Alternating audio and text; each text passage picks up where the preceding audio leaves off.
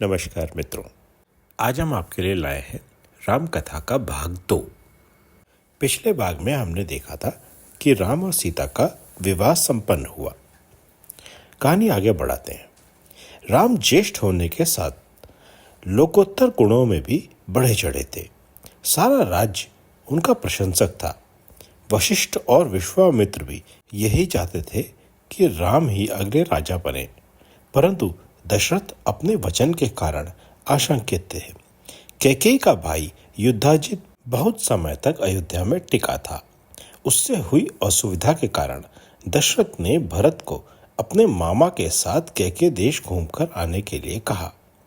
भरत के साथ युद्धाजित के जाने के बाद उनकी योजना थी कि मंत्रिमंडल और फिर सभा की राय लेकर वे राम को युवराज बना दें।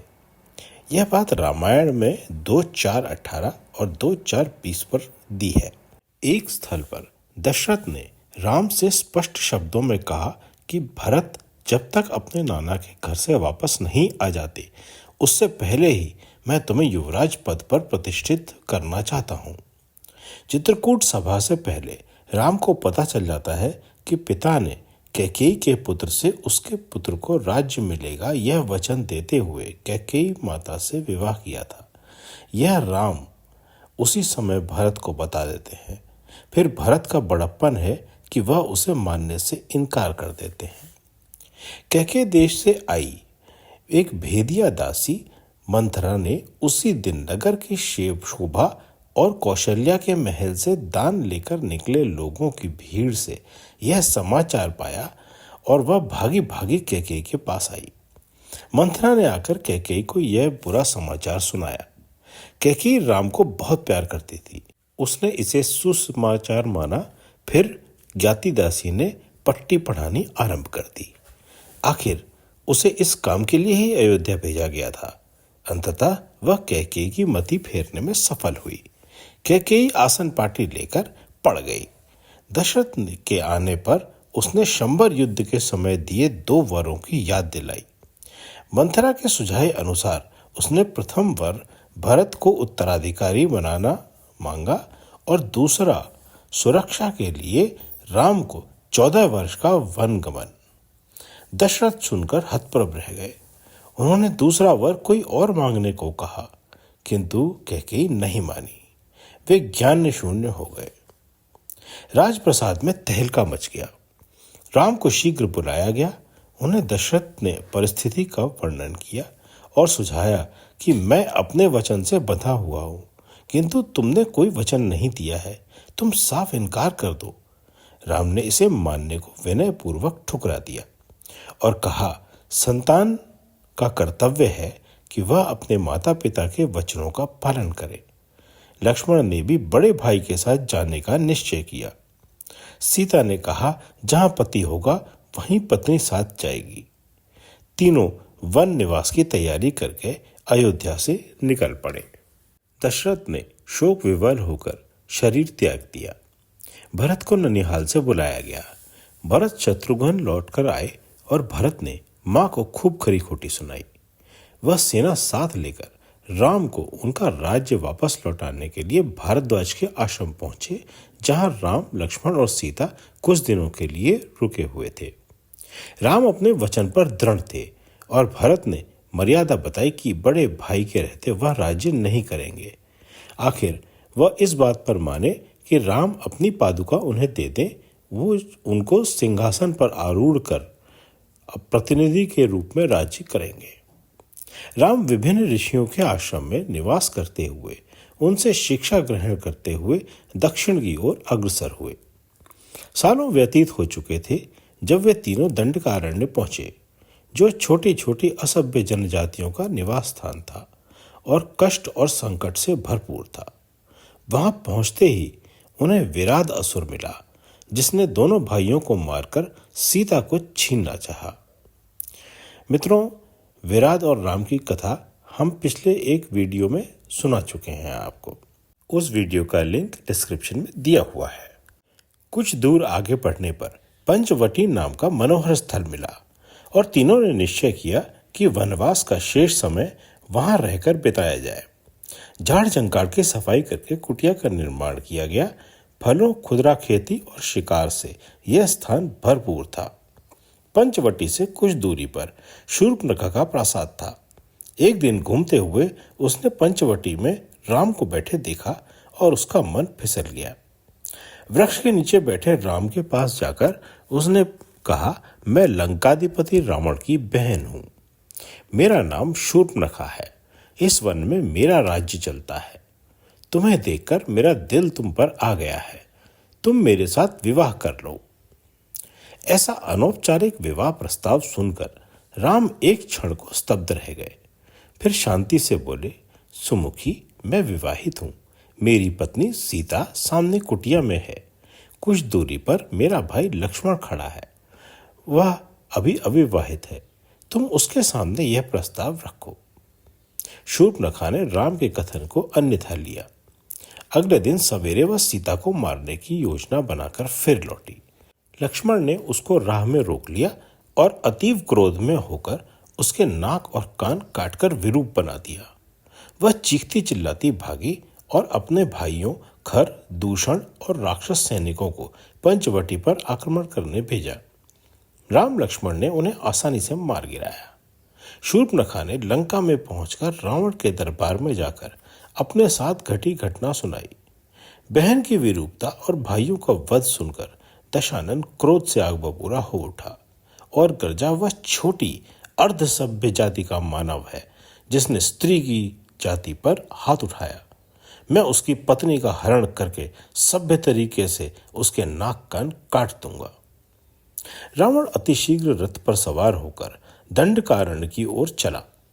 पंचवटी के पास पहुंचकर उसके साथी मरीच ने स्वर्ण मृग की खाल धारण कर कुनाचे मारते हुए सीता को लुभाया और राम को उसके पीछे जाने पर विवश किया। राम का बाण लगते ही मरीच ने हा लक्ष्मण कहकर प्राण त्याग दिए। सीता ने घबराकर लक्ष्मण की न सुनते हुए उन्हें राम की सहायता के लिए भेजा। रावण की युक्ति सफल हुई। उसने साधु का वेश बनाकर सीता से भिक्षा मांगी। सीता जैसे ही कुटिया से बाहर निकली, उसने उसका हरण कर लिया और रथ को तीव्र गति से दक्षिण की ओर दौड़ा दिया। लंका पहुंचने पर पहली बार रावण की गोट उल्टी पड़ी। उसका लाखों मनुष्यों से पाला पड़ा था। तरह तरह की जनजातियों के व्यक्तियों से सामना हुआ था। उसका विचार था कि वह मानस रो धोकर बैठ जाएगा और उसकी पत्नी दशानन का वैभव और विलास देखकर उसके घर बैठ जाएगी। परंतु यह सीता तो अनोखे व्यक्तित्व की नारी है। वह उसकी ओर आंख उठाकर भी नहीं देखती।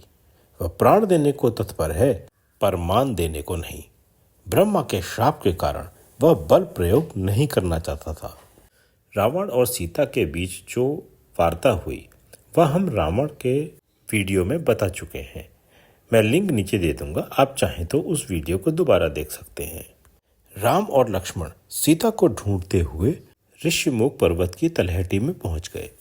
इस पर्वत पर बाली द्वारा भगाया गया उसका छोटा भाई सुग्रीव अपने कुछ साथियों के साथ रहता था। नवागंतुकों को देखकर सुग्रीव ने हनुमान को नीचे भेजा। हनुमान एक अनुपम वीर थे। वह प्रचंड योद्धा थे। लौ सम उनका शरीर था, लंबा चौड़ा इतने कि मनुष्य उनके सामने पौना लगे। उस समय बाली और सुग्रीव में मनमुटाव हुआ था। बाली ने सुग्रीव पर राज्य हड़पने का आरोप लगाकर उसे किष्किंधा नगरी से निकाल दिया था।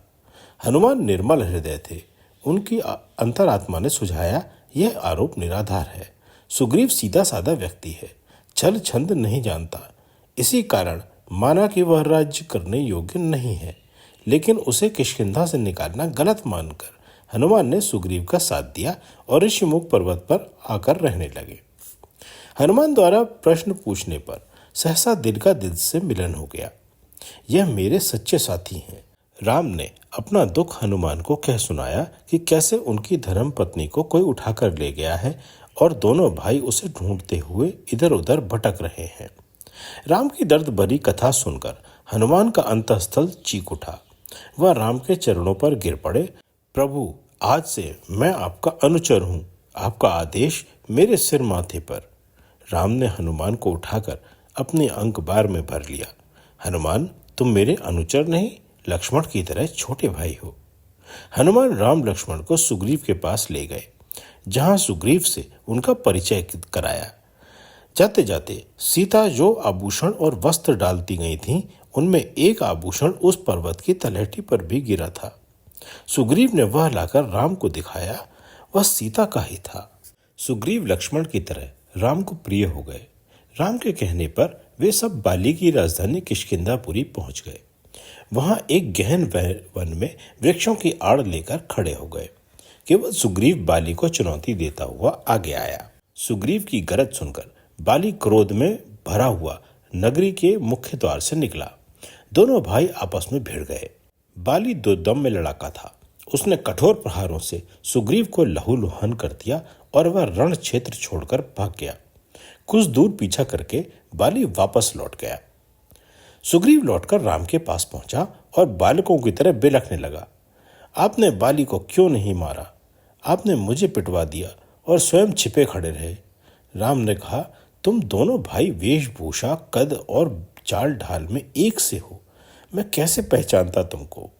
तुम दोनों में पराक्रम, क्रांति और बोलचाल में कोई अंतर नहीं है। मैं इतनी दूर से तुम्हें नहीं पहचान पाया। तुम पहचान के लिए कोई चिन्ह धारण कर लो, जिससे द्वंद्व युद्ध में प्रवृत्त होने पर मैं तुम्हें पहचान सकूं। लक्ष्मण, यह किनारे पर उगी फूलों से भरी गजपुष्पी लता सुग्रीव के गले में माला के समान डाल दो। सुग्रीव मानो विजय माला पहने आगे बढ़ा। राम, लक्ष्मण, हनुमान, नल, नील और तार सब कुछ दूर से देखते रहे। सुग्रीव की दोबारा ललकार सुनकर बाली को अत्यंत रोष आ गया। क्रोधित सर्प के समान पुकारता बाली नगर से बाहर निकला और दोनों में भीषण मल्लयुद्ध छिड़ गया। दोनों लहूलुहान हो उठे। सुग्रीव फिर कमजोर पड़ने लगा। राम चेतन थे। फौरन धनुष पर बाण संधान किया और छोड़ दिया। बाण लगते ही बाली कटे वृक्ष के समान भू पर जा पड़ा। राज्य मिलने के बाद चारों ओर दूत भेजे गए। अंगद, हनुमान और जामवान यक्षराज कई सैनिकों के साथ दक्षिण की ओर गए, जहां उन्हें जटायु का छोटा भाई संप्राति मिला, जिसने बताया कि कुछ दिन पहले सप्तद्वीपेश्वर रावण एक रोती सुंदरी नारी को रथ पर बैठाकर नौका पर रथ चढ़ाकर स्वर्ण लंका ले गया। सीता का पता चलते ही हनुमान की टोली महेंद्र पर्वत पर जा पहुंचे। वहां रात्रि में हनुमान ने सागर में छलांग लगाई और शिलाओं पर कूद फांद करते हुए टापू पर जा लगे। वहां पर कुछ मील आगे जाकर त्रिकूट पर्वत पर सुवर्ण लंका बसी थी। त्रिकूट पर्वत पर उन्होंने दशानन का महल ढूंढ निकाला और उसका चप्पा चप्पा छान मारा, किंतु सीता वहां नहीं थी। हनुमान थककर जब विश्राम करने अशोक वाटिका के वृक्ष पर पहुंचे, तब उन्हें सीता दिखाई दी। बाहर राक्षस प्रहरी थे और वन में कुछ राक्षसियां इधर उधर घूम रही थीं। हनुमान ने अवधी भाषा में हल्के से सीता से बात की, जिससे कोई और समझ न सके, और राम की अंगूठी दिखाकर अपना परिचय दिया। लंका में कुछ तोड़ फोड़ कर चेतावनी देते हुए हनुमान राम के पास वापस पहुंच गए और राम को सीता के बारे में सारी सूचना दे दी। मित्रों, राम कथा का भाग 2 हम यहीं समाप्त करते हैं। भाग 3 आपको शीघ्र सुनने को मिलेगा। धन्यवाद।